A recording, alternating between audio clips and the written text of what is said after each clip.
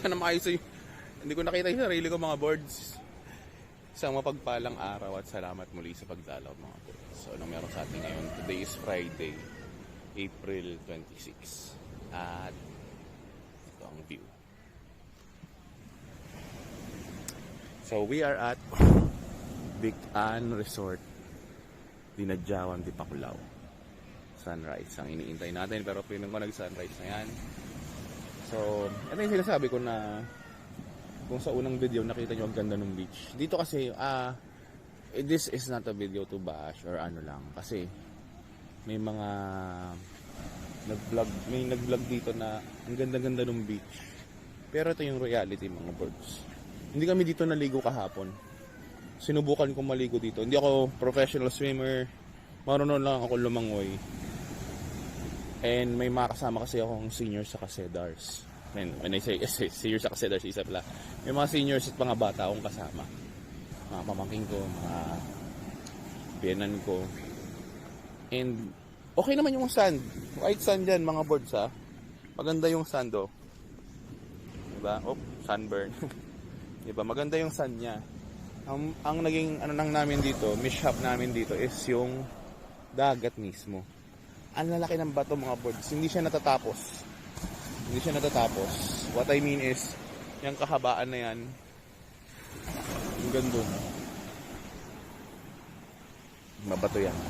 So, try kong lakarin ito mamaya, yung video natin. Pero ito yan. Ito yung reality dito sa Bican Resort. Sabi ni ating caretaker, hindi naman to daw to ganito dati. Nagsimula lang daw to last year. So pag pinansin mo yan mga boards, hanggang dun yan sa baba, puro bato yan. Masakit sa paayang batong yan. Hindi ka pwedeng mag-chinelas dyan. Ito lang, lumulubog na ako, sobrang fine ng sun. Balik tayo, balik. Sarap pakinggan yung alon. Ito mga birds yan to.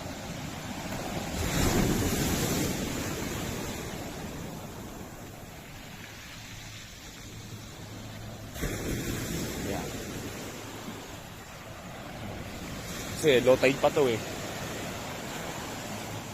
So kung nandito siya kagahapon, kung dito ako naliligo, ito yung mga batong natatapakan ko. Ganyan. Siya sa ilalim niya. Kung high tide siya, ito yung natatapakan ko kahapon. Okay?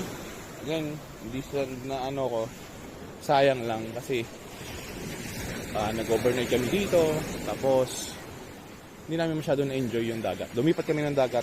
That will be on the next video. Mapanood nyo. Again, white sand dito mga birds. Wala ka masasabi sa buhangin. So, try natin lakarin dun mamaya. Kung mabibideo ko, goods. Pag hindi, okay lang. So yan, ito ang kahabaan ng Dipakulaw. Dinadjawan. Hanggang dun pa yon. Yung manandun, wala nang bato. Hindi ko alam kung bakit. Okay? So yan muna mga boards, try natin tigtigan mamaya. Good morning!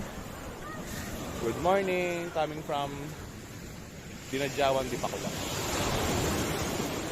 The sand, the seas and the waves greeting us and reminding us of how good God's creation is. Okay mga boards,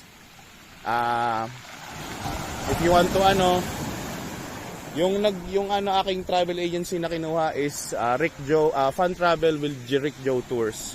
Thank you kay Ma'am Joby. Bago pala dito yung Baler, yes. Nag-Baler kami. So, sa Baler, wala akong masabi. Yung myth na hindi pwede maligo doon kasi malakas yung alon. Hindi. Enjoy doon sa Baler.